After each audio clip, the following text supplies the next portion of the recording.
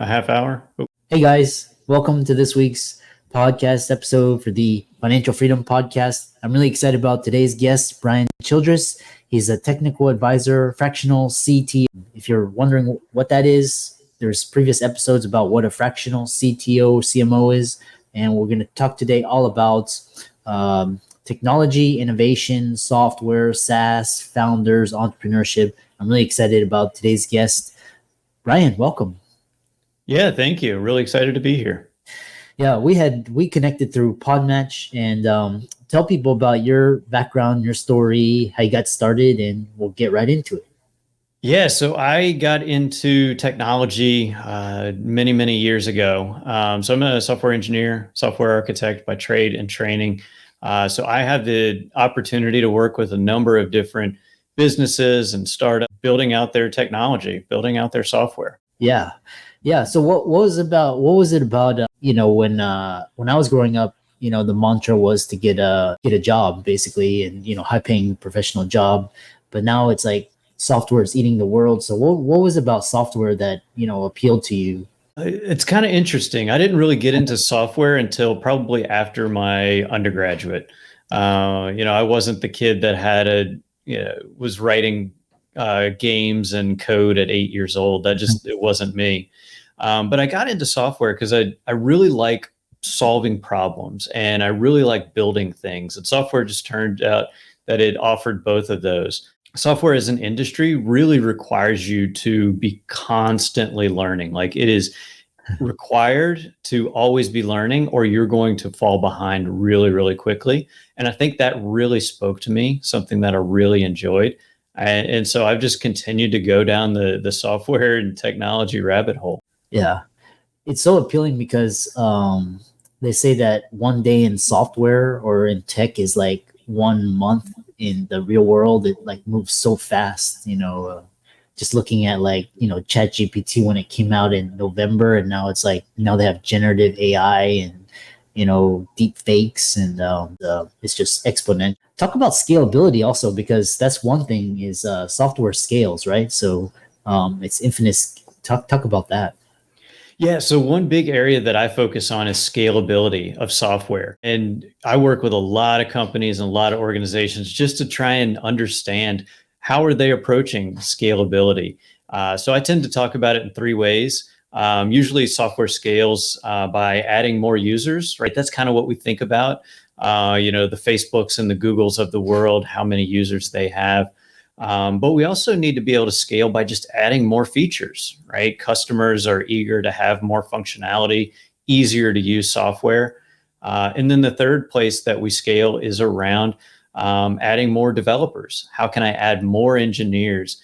And in the world that we live in now, that usually means those engineers are spread across the globe. I typically work on projects where we have 5 to 6 different time zones at play. We have folks kind of spread all over. What's interesting, though, a lot of business software can be very simple. It doesn't necessarily need to be complex. It doesn't need to be, built the same way that Google does, just doesn't have the same, requirements. And so I work with a lot of companies to just, make sure that what we build is actually what they need and not what some big tech company might need. And I love this idea of creating a prototype or a MVP, minimal viable product. So talk about for non-technical founders, a lot of founders, they are good marketers or sales, or they're good at building relationships. So talk about simple software always wins in developing software as a non-technical founder. Yeah, this is a really interesting area. I get to work with a lot of non-technical founders, and I like to say that technology is the easiest part of what we do, right? The marketing and the sales and the interaction between people, like, that's the hard stuff. Technology is fairly easy to build, right? I mean, we can, it's coming to that as a technologist. Maybe it's pretty easy for me to say that. But as a non-technical founder, it's really, really amazing with a lot of the new platforms that are coming online that are becoming available. Someone that doesn't have a deep technical background is able to build on their own, and they can really start to solve business problems. They can really start to make really good money for their, in working with their customers without having to write actual custom software. There's a lot of things that we can do before we ever actually have to start, building an app or creating something out there. And what are some of like biggest challenges non-technical founders face? This is something I've been thinking about a lot and talking with a lot of colleagues in the industry on. And I really think that the challenge that most non-technical founders face is that they don't know what advice is good advice. And so I'll give an example. So a lot of non-technical founders, right, they have a great idea. Like you say, they're great marketers, they're great at sales. And so they don't know, like, how do I solve this problem with technology? And so they kind of go out and say, hey, I need someone to build me an app that's going to do this thing, right?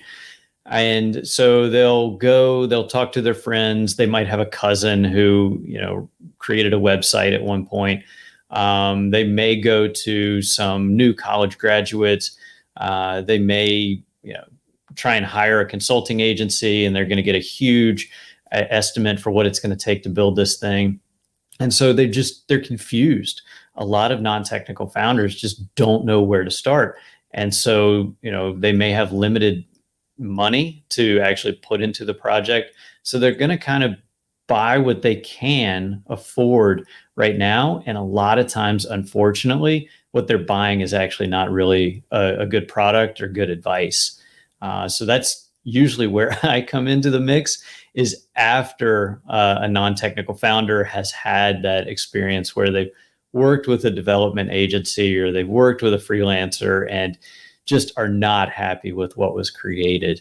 So I get to come in and kind of clean things up and get the product going in the right direction for them. Yeah, I love that. So the other question is, what factors to consider when hiring freelancers, consultancies, or agencies? And we'll talk about making or how to avoid mistakes when building the SaaS company. Yeah, I think to take your first question there, like, what are some of the areas that are things that we really need to consider? Yeah, this is a great area to look for recommendations from friends and colleagues. Who have they worked with and had actual great success? Talking with other clients of the freelancer, the development agency, seeing what their experience was like, really just getting a good idea of what they're able to deliver.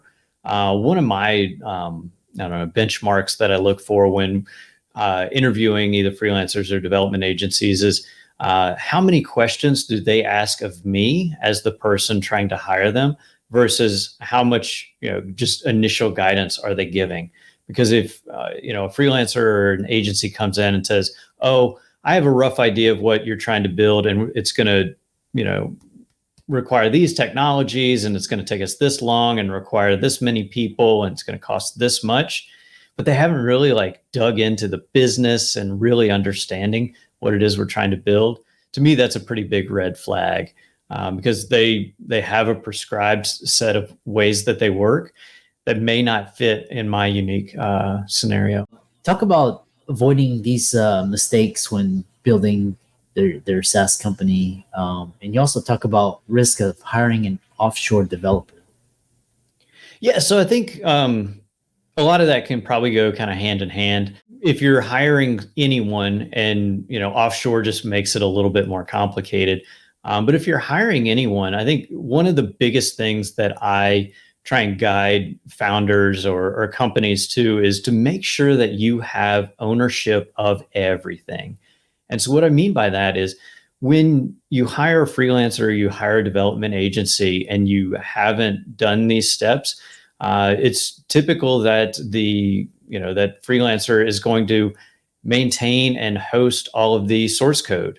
They're going to be hosting your systems, your software somewhere. And so they are actually in control of essentially, all or a large portion of your business. And that can put you in a really bad place in the future, right? If the freelancer is hosting all of the code on their servers in their accounts and something goes bad or they just kind of disappear, in the middle of the night, your code is gone. Like there's not a lot that, as someone coming in after the fact, there's not a lot that I can do to help. So I always encourage, founders to be the ones to set up the GitHub accounts, to set up the hosting accounts, and then just grant access to the freelancer or to the development agency so that they maintain control. Another thing that I always encourage folks to do is like be constantly getting updates that you can see and play around with. A lot of the horror stories that we hear is, oh, I just paid this freelancer $50,000 or $100,000 to go and build this thing. They disappeared for 3 months, kept telling me that we were making good progress. But then I never actually saw anything working. I could never play around with it.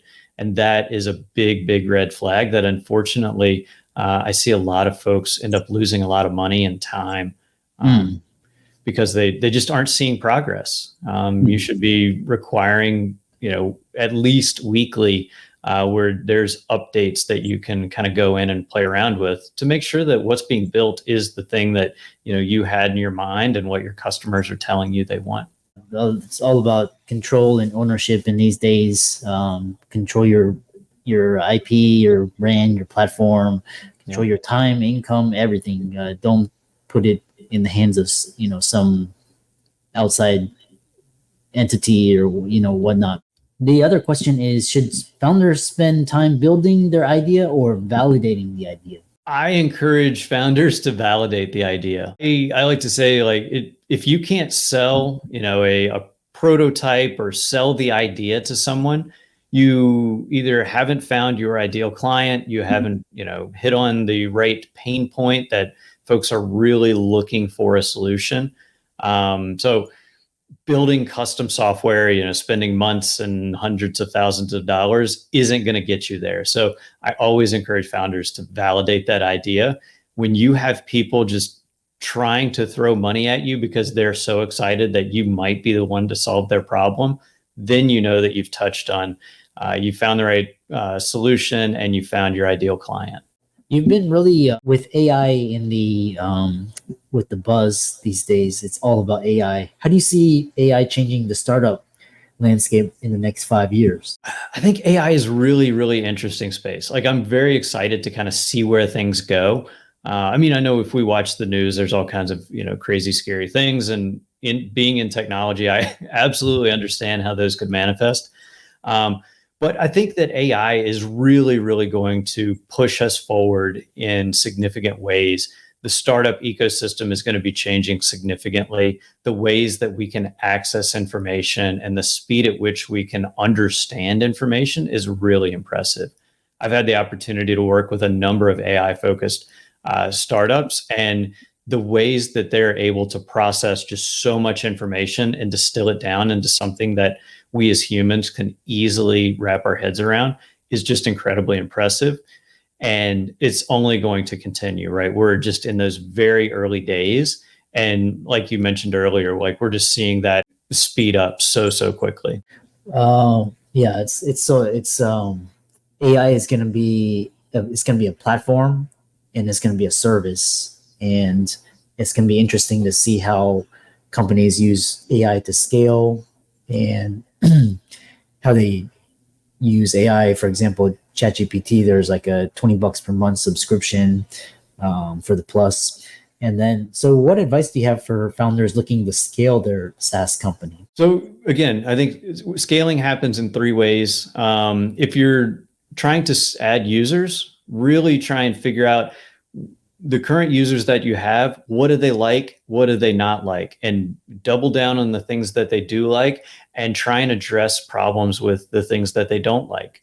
See if they have friends, see if they have colleagues that have similar challenges, and you may be able to bring them in on your product. Scaling the underlying infrastructure, that's fairly easy to do. There's a lot that we can just pay more money for hosting to add additional users. And then I think just being very strategic in your product roadmap, just making sure that the features that you are adding to the product really make sense for you in the medium to longer term strategically. A lot of areas I see founders kind of get tripped up is they try and add features for every customer that they have. And then over time, the product just becomes very confusing, very difficult to work on, and customers just become kind of frustrated. So don't try and solve everyone's problems, but really being strategic in what features you do add to the platform. Yeah, I love that.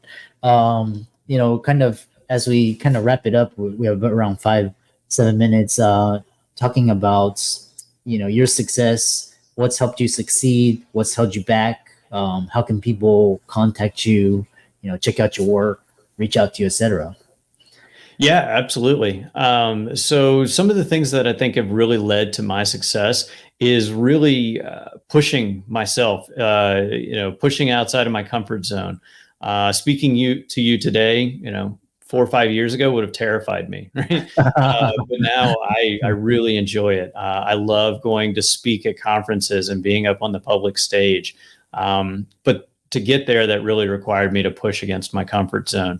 I am really, really excited about technology. And so I try and learn and consume as much information as I can about everything that's kind of happening in the technology ecosystem.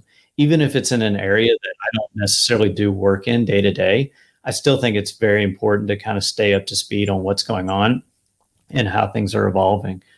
So I spend a lot of time listening to podcasts, conference talks, and reading blogs and that sort of thing, just to stay up to date with what's going on.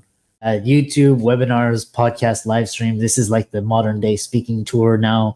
I mean, you can do five in a day. You don't even have to get out of your homes. It's incredible. How can people follow you, reach out to you, your contact info, etc.? Yeah, so the best way to find me is I'm most active on LinkedIn. So Brian-Childress on LinkedIn. Feel free to reach out, send me a DM, connection request. I'm happy to connect with anyone. And we can certainly schedule a call and I can help you out any way I can. Yeah. And for all the audience out there, it's a really fascinating discussion with Brian. I love his story and his nuggets. Be sure to check him out. He's on LinkedIn, Twitter, and all of his resources will be in the links and show notes. And with that, thanks so much for coming on. It was a great discussion. Thank you. Really appreciate it.